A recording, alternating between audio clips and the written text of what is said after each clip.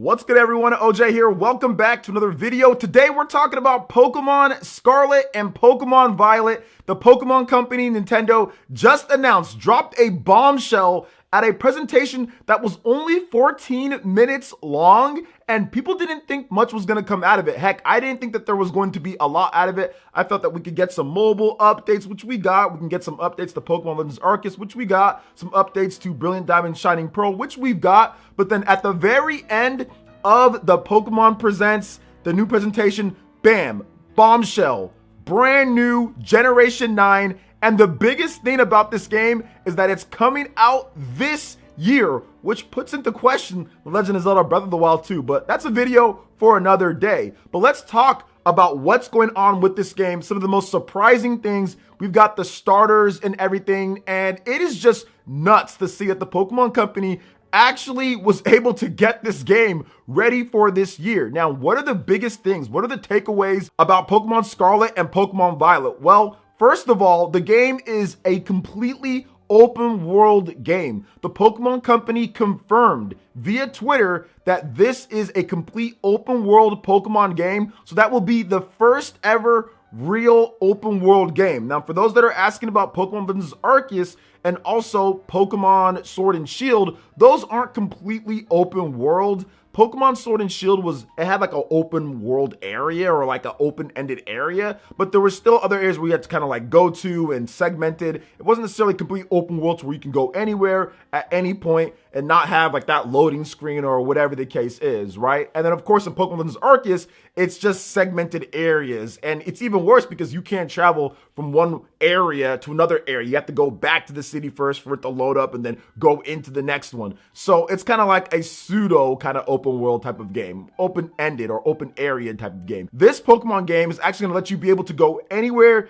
that you want in the world. So that is really awesome, and that is a big step above Pokemon Sword and Shield and Pokemon Legends Arceus. I think that both of those games helped them kind of develop the flow and what they were going to do for this game, because the game visually looks like Sword and Shield, but a bit better. It doesn't look like dramatically better than Sword and Shield, but it looks substantially bigger than Pokemon Sword and Shield. So we're gonna have a bigger open-ended world. The Pokemon don't look terrible. The textures don't look awful. Obviously, it's not incredible or anything like that, but I do feel that it is a good step above what we got with Pokemon Sword and Shield overall, because the world just seems more vibrant. It just seems more lively. The Pokemon, the people in there, everyone is kind of like moving around. They showed some really cool things that get me excited about what they're going to do for this Pokemon game over what they've done before in the past. Heck, even if you compare it to Pokemon Legends, where everyone just kind of just stands still,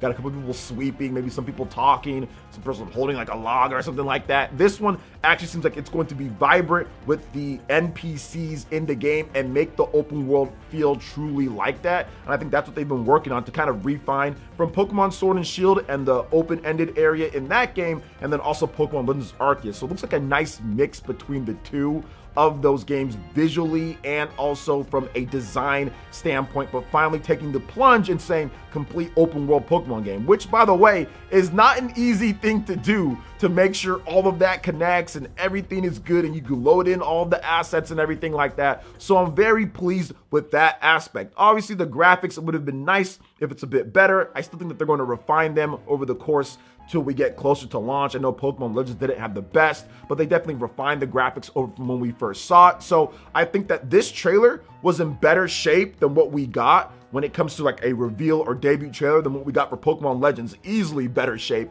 And then even with Pokemon Sword and Shield, I think it was better shape than that as well. So I see the improvement there. And like I said, this is a big step for them from a visual and just world standpoint to have that. Now let's talk about the battle system in the Pokemon indie game, because they did show off a number of different Pokemon. So it looks like that's going to be awesome there. It looks like Pokemon Home Support is in as well. But the battles seem like they take place bam, right there. It doesn't seem like there's going to be any type of transition because of the screenshot and because of what they showed with the battle. You see the Lucario versus the other Pokemon. You see your trainer in the back as well. And you see like everything, like all the background and everything like that. You just see everything there in the world. So it does seem like it's just going to take seamless battles. Sword and Shield was a little bit different because obviously you have the open-ended areas, the Pokemon were walking around, but then you had to kind of run into them. You run into them and then it loads up the battle screen. Pokemon Legends Arceus does a very interesting way of masking a loading screen, because as soon as you throw the Pokeball, it goes, the Pokemon's like, what the heck, you hit me with something, right? Either you catch it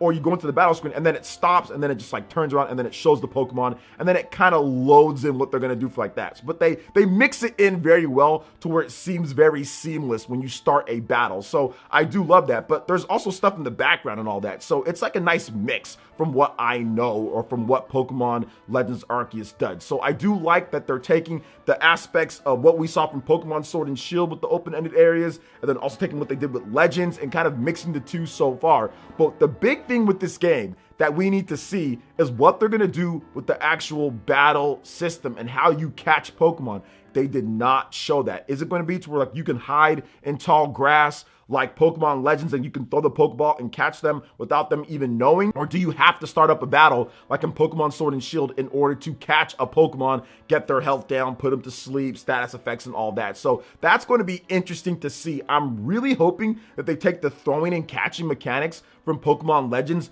and blend that in with what they've already had with Pokemon Sword and Shield and the older Pokemon games when it comes to the battle system and everything like that. Because it looks like this game is obviously going to be multiplayer. Multiplayer is going to be back being the focus for this game. The single player open world is really cool, but I think that there's some really cool stuff that they can do with the multiplayer, intertwining it with the single player as well. Almost kind of like how Pokemon Sword and Shield had the raid battles, right? To where you just activate those in the single player game. You see like these little beacons of light, then you go there. There could be other co-op type of stuff where the multiplayer factors in heavily into the open-ended areas, or even having it to where you see NPCs, or not NPCs, but you see your friends or whatever walking around, and then from there you can initiate battles, you can do trades, because Pokemon Sword and Shield had a thing very much like that as well. So I think that there is so many different things that they're going to do with this game now with the design. All of the pieces are kind of being put into place from what they did with Pokemon Sword and Shield, Pokemon Legends,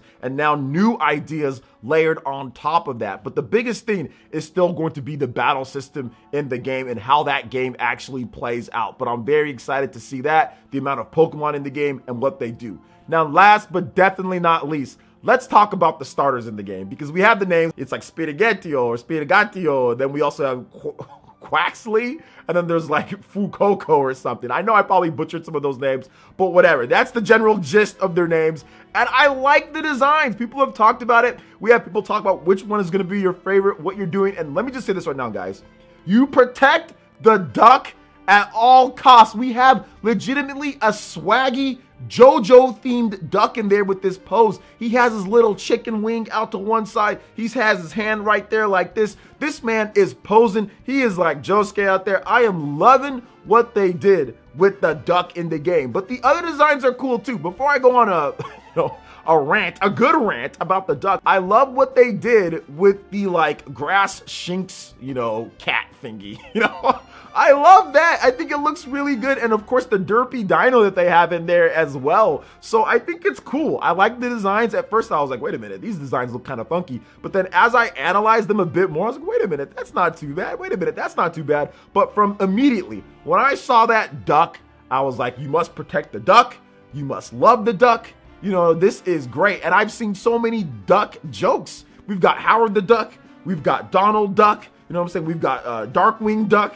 I mean, there's quite a number of famous ducks out there. So I think that when you put all of that together, the duck is the logical choice as a starter. That is my logical choice as a starter. Some people are saying he's going to evolve into Donald Duck. I mean, we don't know what's going to happen. But here's what I do know. That the duck must be protected. But the other ones look great too. I think that this is the first gen since like a while for me that I actually love the design of all three of the starters. I wasn't actually too upset about Pokemon Sword and Shield or anything like that. Like, I thought the starters were cool. I always loved the fire starters, like, like Cyndaquil and Charizard, or Charmander turns into Charizard and all that. I've always been a fan of the fire starters, even though I do like Squirtle. I do like, oh, no, Froakie. I liked Froakie because Greninja is awesome, right? So I did like Froakie, so that was cool. So I'm kind of going back to the water starter here now, like with Quaxley. Like, the fact that his name is Quaxley.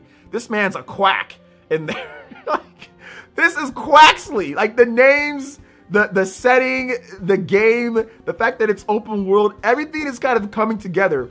But I said that this is a video for another day, but I mean, we have to talk about this. It's launching this year. The Nintendo Switch is probably like the ideal Pokemon machine at this point, right? Because we've gotten so many Pokemon games. Pokemon Let's Go, Pokemon Sword and Shield, Pokemon Brilliant Diamond Shining Pearl, Pokemon Legends Arceus. I mean, now we have this game, the 5th one when it comes to big Pokemon games. I mean, it's pretty much been nonstop since then, which is incredible, right?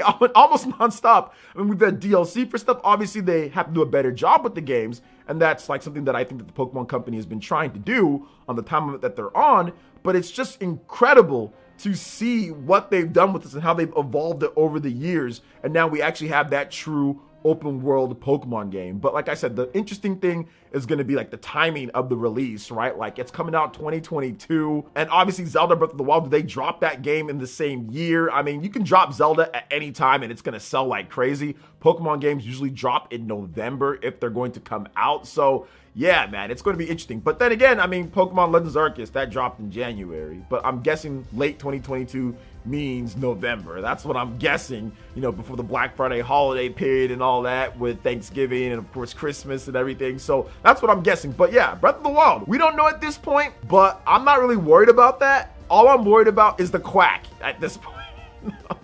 No, I think it's interesting, man. I think it's interesting. I love the reveal. I'll have like my reaction up, but I like kind of like went like low-key nuts like when they showed it off, because I wasn't expecting it. It was definitely a surprise announcement for me. So very interesting overall, but very excited about the possibilities of the next generation of Pokemon and what they're going to do. Now, of course, we have to wait and see. Obviously, there's going to be a lot of stuff that people are saying online and a lot of different things, but right now, so far, so good. I think that that was a really good presentation, and what they did like with the updates and all the stuff that they're adding, and then of course the Gen 9, that was awesome as well in terms of a reveal. So what do you guys think about this? Is the Pokemon Company the only company in the world that will drop a huge announcement of a big game, a worldwide leading game when it comes to sales on Sunday, and for that same year? It's not like it's next year or something, or like a tease, but actually that same year. I mean, the Pokemon Company is the only person that would do this. They're like the only people that would do something like this. But